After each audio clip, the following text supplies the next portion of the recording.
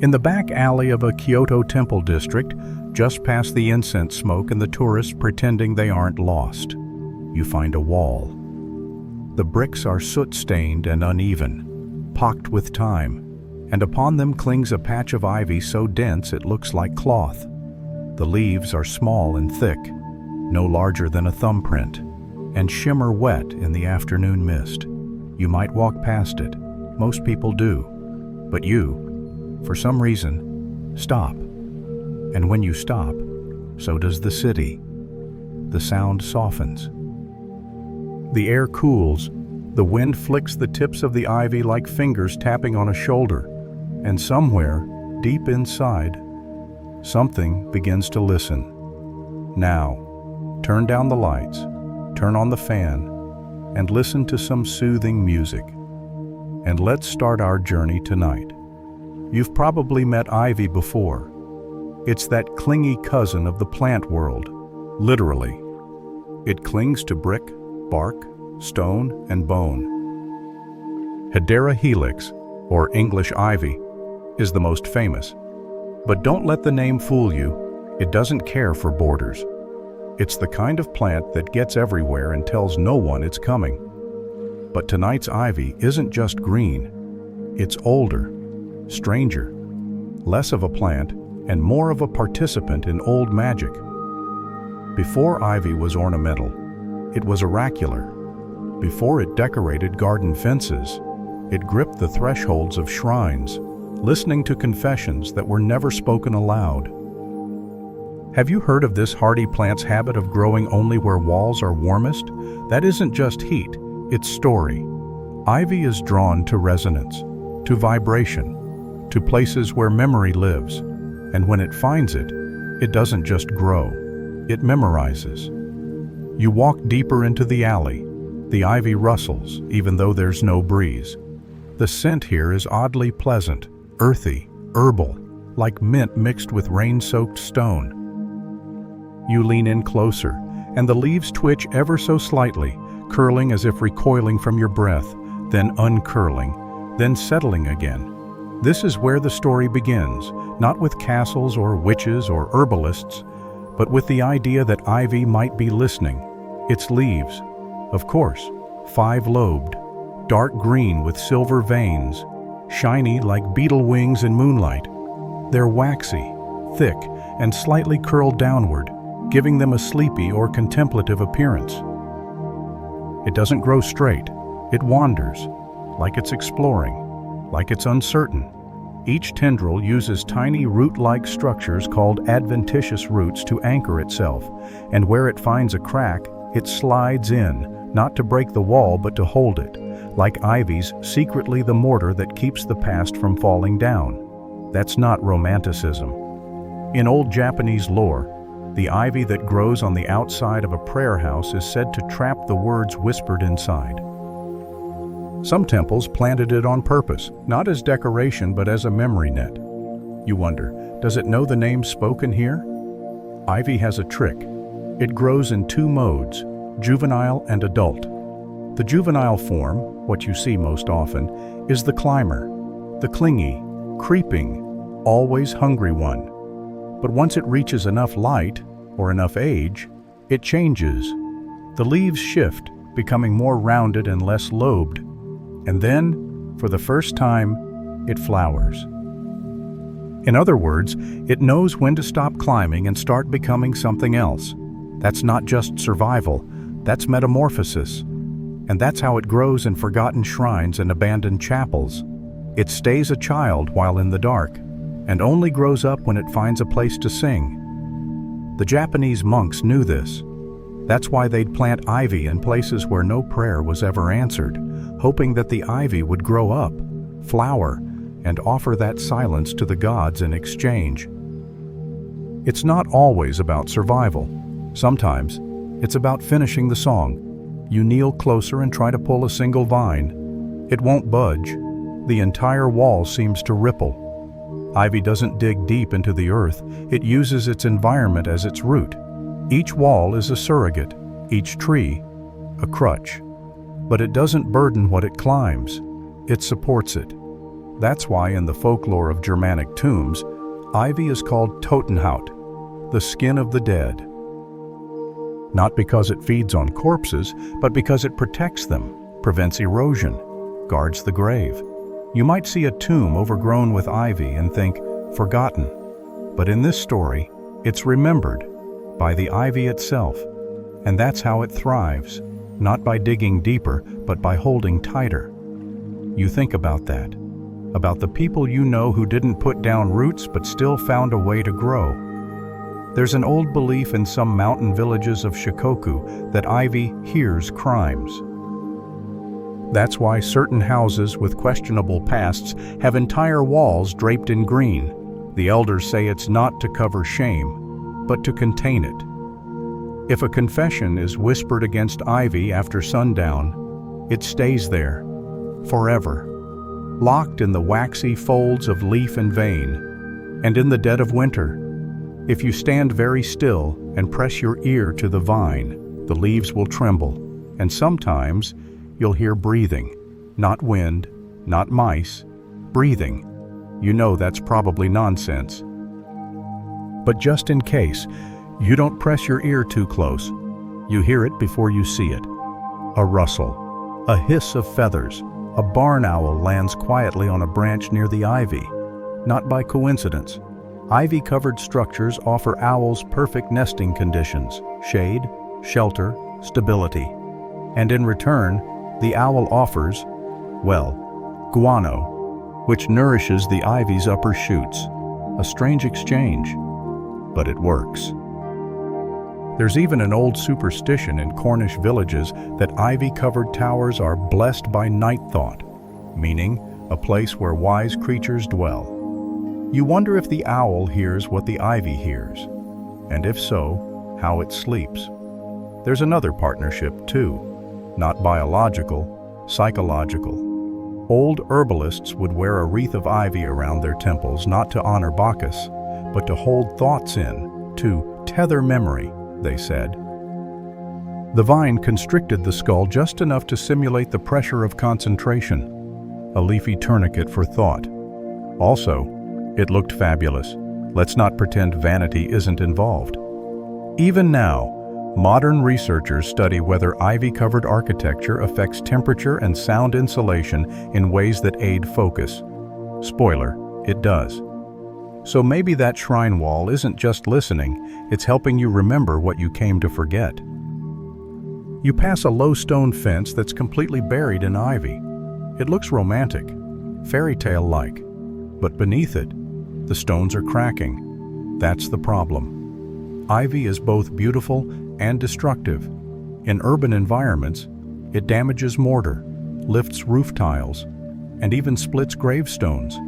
But in rural ruins, it protects against erosion, reduces surface temperatures, and shelters pollinators. A protector or a parasite? Depends on whether you're the wall or the wind. You find a plaque half buried under ivy that reads Jianren Nien, Kennin Year 2, 1202 CE, 8 centuries. The ivy here is not the same individual plant, but its descendants have never left. That's the pro. Ivy persists, long after architects die and tourists leave.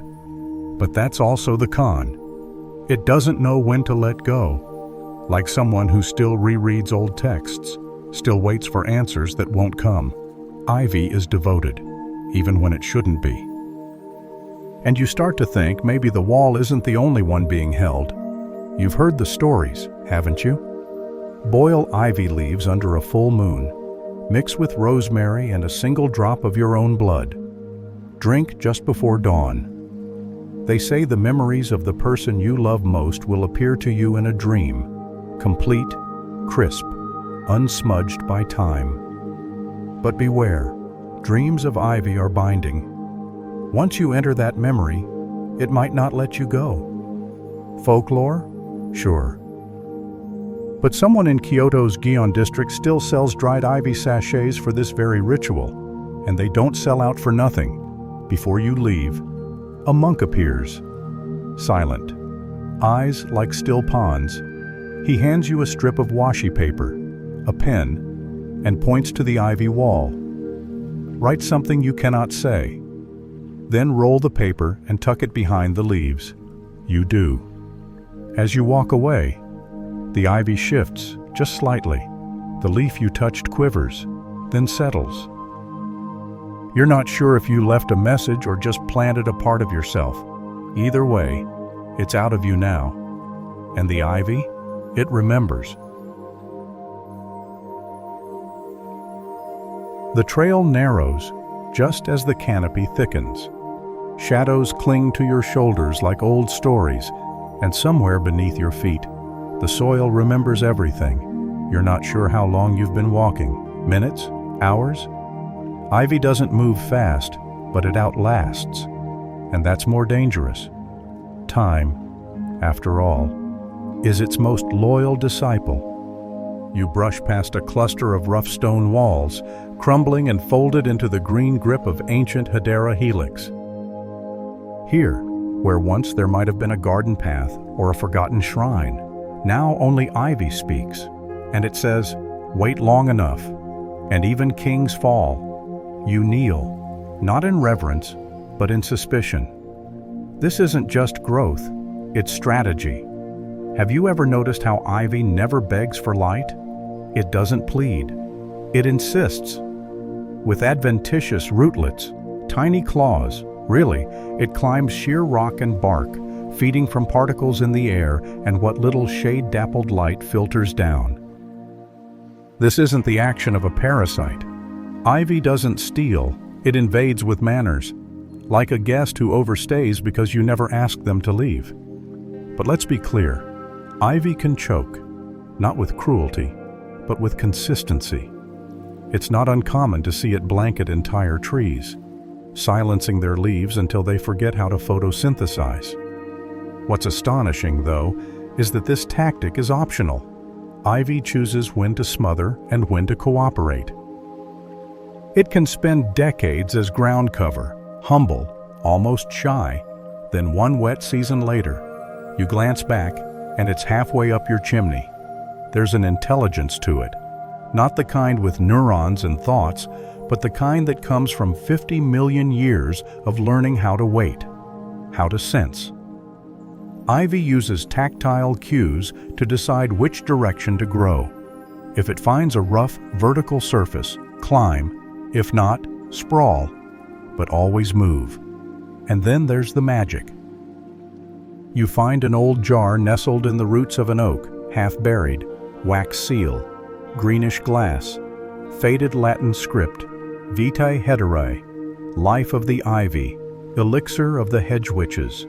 Ivy's not a cure-all, it's no panacea, but in the folklore of Gaul and Albion, it was a filter between realms. Druidic lore says it can unbind curses. Roman texts suggest it was used to slow poisons, and in the darker folds of history, ivy was brewed into a soporific for talking to the dead. You sniff, sweet but sharp. Like menthol mixed with vinegar. The legends were clear. Drink too little, and you feel nothing. Drink too much, and ivy drinks you. Which brings us to defense. Ivy doesn't use thorns. It doesn't emit toxins into the air like walnut trees or cry latex tears like milkweed. No, ivy's defense is patience and subtle chemistry. Its leaves, especially young ones, contain falcarinol, a compound that, in small doses, causes mild skin irritation. But brewed with the right fungi, that's when it becomes useful. In Slavic ghost rites, they'd burn ivy leaves under the moon and inhale the smoke to induce waking dreams. Not for entertainment, for warning. Ivy, they believed, could carry ancestral whispers, not always welcome ones. And perhaps most striking, ivy is a survivalist because it's a collaborator. Birds nest in it. Moths lay eggs beneath its waxy leaves.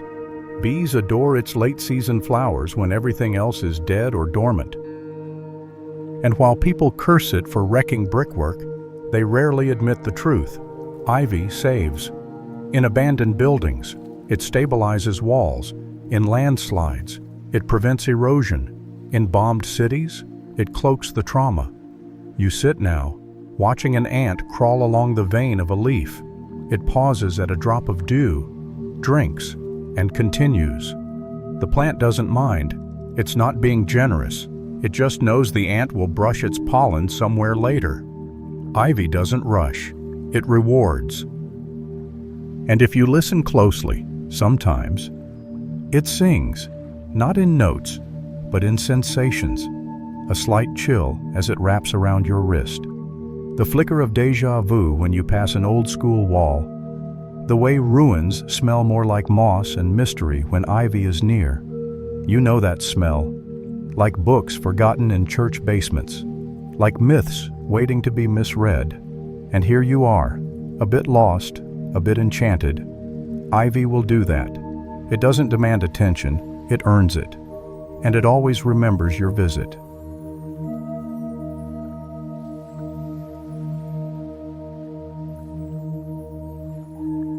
When ivy hides a sinister smile, you wake not from sleep, but from stillness. The ivy around you hasn't moved, yet everything feels rearranged. The mist has thickened, sound dampened. No birds, no wind, just you, and that ever-climbing green. It's easy to imagine you've crossed into a place you weren't meant to find, the kind of place that was meant to forget you. Because ivy is not all kindness, it's a plant of paradox. One moment, it's weaving a cradle for a wren, the next, it's prying the stone from a cathedral wall.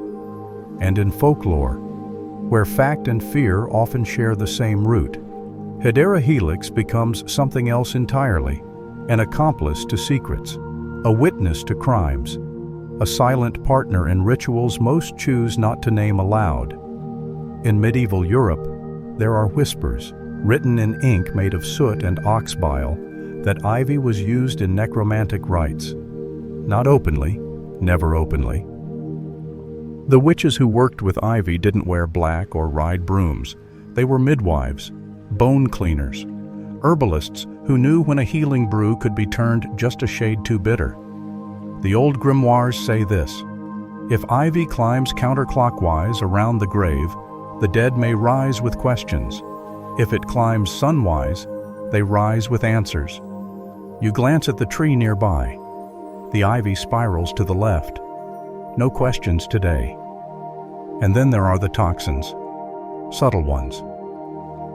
Saponins and polyacetylene compounds that live in the leaves and berries, not lethal in a single nibble, but stackable, cumulative.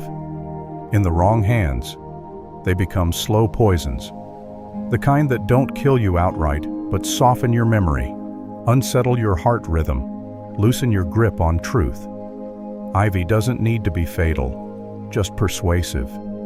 You find another mark carved into a nearby stone, a symbol like a twisted key, surrounded by etched leaves, not Celtic, not Roman, older. And the scent of ivy here is different, sharper, almost resinous. You remember something you'd read once, that ivy was planted in sacrificial groves not just for decoration, but for containment. Its roots were believed to bind energy, soak in what lingered too long, and keep it beneath the moss. The Druids didn't just plant it around sacred wells, they planted it on top of things, to bury, to blur.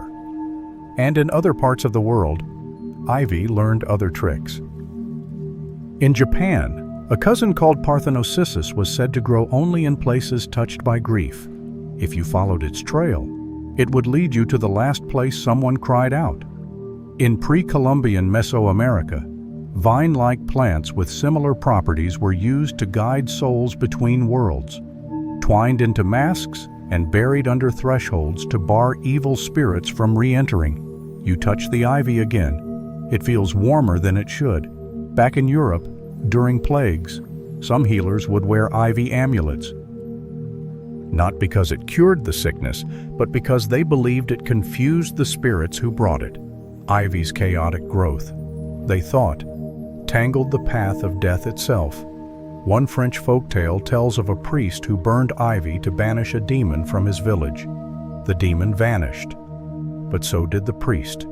His garden? The only place it still grew. Centuries later, ivy still curls around that abandoned church like a promise unfulfilled. And then, there's the matter of mimicry. Ivy has learned to echo. In its lobed leaves, it mimics others: maple, fig, oak. Some botanists call this adaptive camouflage. Others suspect something stranger. Stories persist of ivy changing leaf shapes not to blend, but to mislead, to lure. A few cases in botanical journals note ivy sprouting leaves not native to its host tree. Coincidence? Maybe. Or maybe ivy has a memory longer than science allows. You take a few steps back, suddenly aware of how far you've wandered from the path. Ivy has no thorns, no growl, no warning, but it leads. To what? Is the real question. And somewhere behind you, a twig snaps.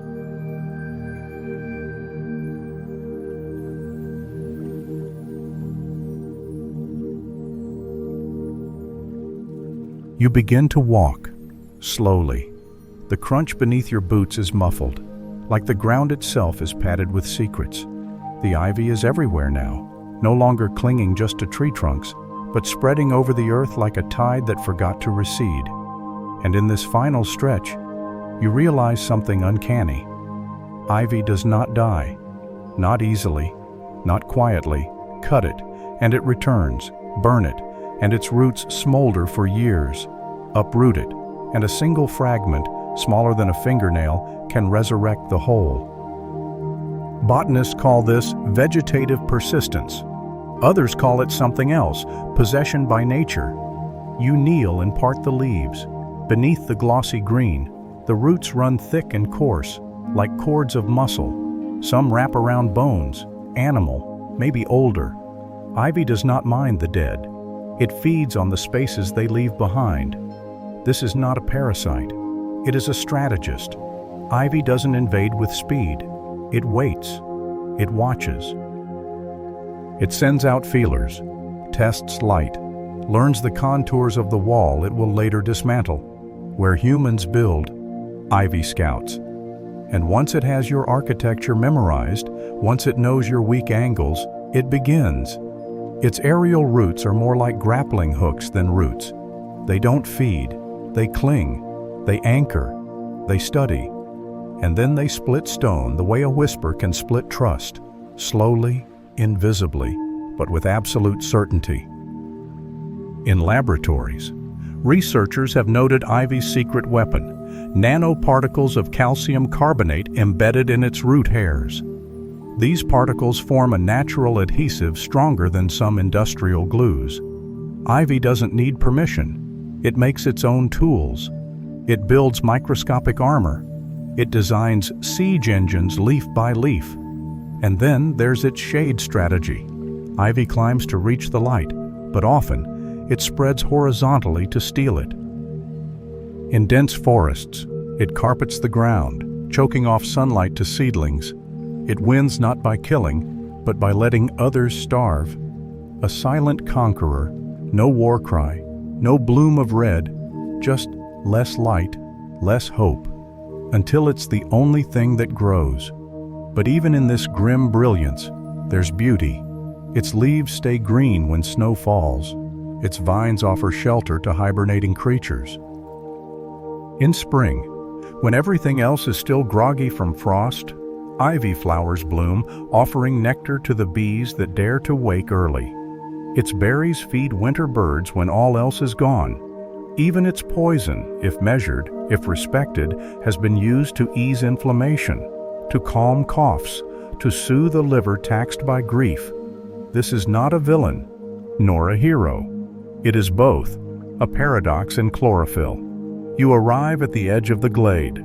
The mist parts slightly. Before you stands a wall, ancient, half-collapsed, devoured by green. Not a ruin, a reclaiming. And here, you understand, Ivy doesn't conquer because it wants to. It conquers because it can. Because survival isn't about speed or strength. It's about knowing when to climb and when to wait, when to heal and when to bury. You touch the vine once more. This time, it feels familiar. Not warm, not cold.